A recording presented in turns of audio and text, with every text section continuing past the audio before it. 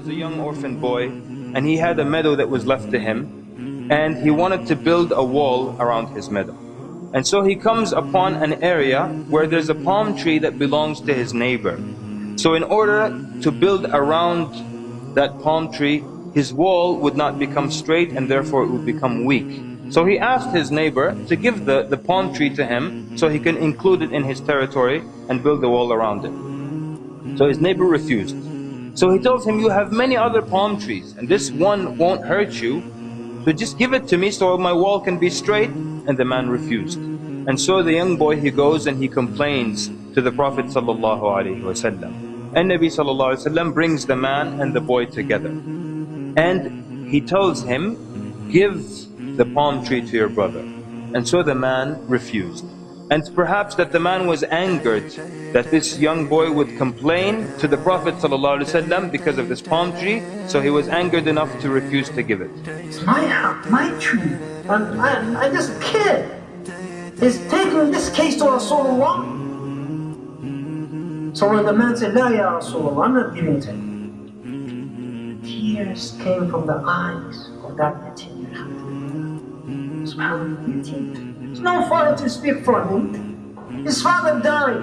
Rasulullah cannot use his authority over this man because this is haqq. Give the palm tree to your brother, وَلَكَ الْجَنَّةِ, and you will have al-Jannah, you will have paradise. He said, I don't want it. He was so mad, he said, I don't want it. And he got up. And so the Prophet ﷺ remained quiet. Because how else can you entice someone when they refuse paradise? What else can you say greater than that?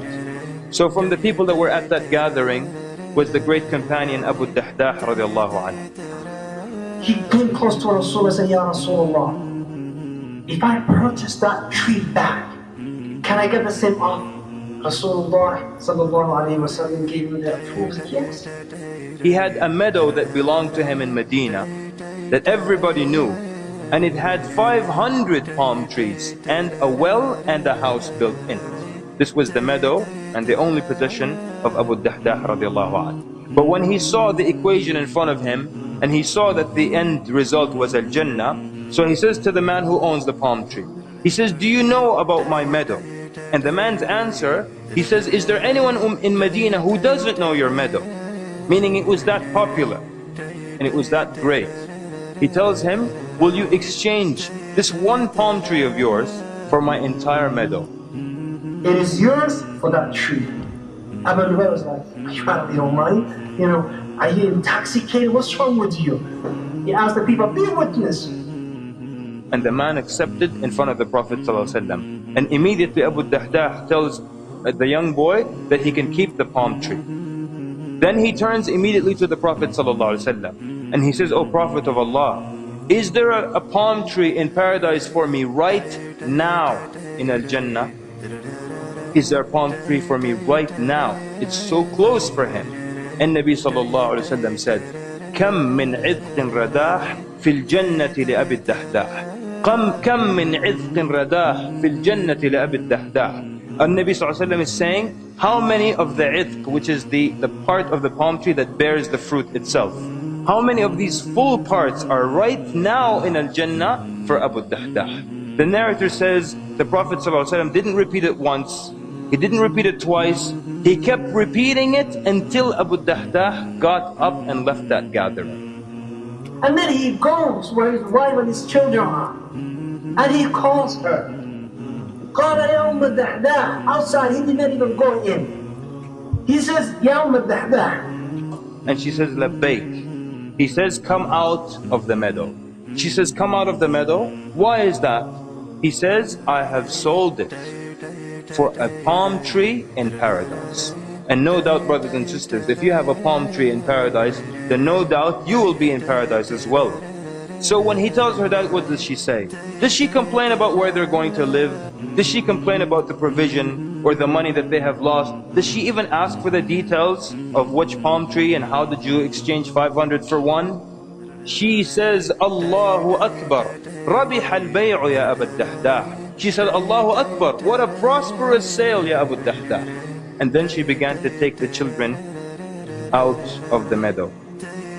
And she began to search their pockets, and she would take out all the dates that they had in their pockets, and she would say, this is not for us, this is for Allah subhanahu wa ta'ala.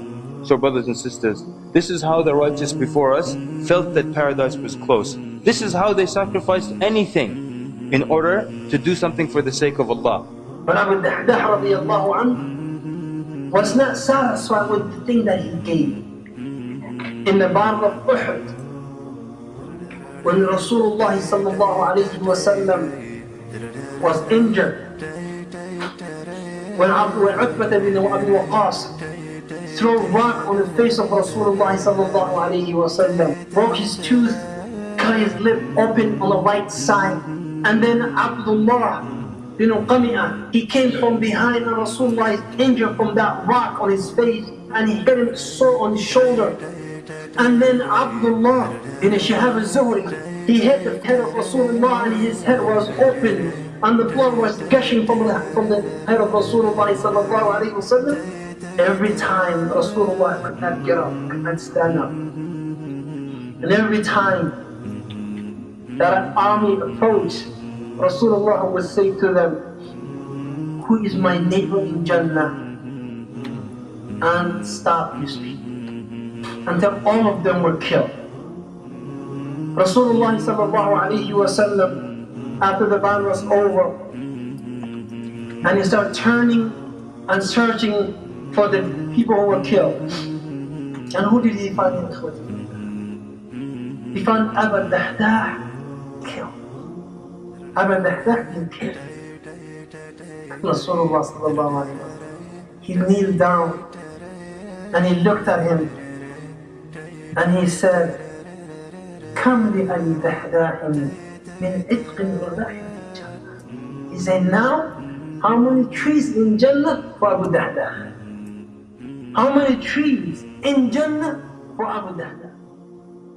ولكم صدقت مودتي وبكم ألوذ وأستعي يا صحب ما لي غيركم يا رفعتي دنيا ودين ولكم صدقت مودتي وبكم ألوذ وأستعي يا صحب ما لي غيركم يا رفعتي دنيا ودين حتما سنذكر مجلسا جمع الشباب المخلصين وسنذكر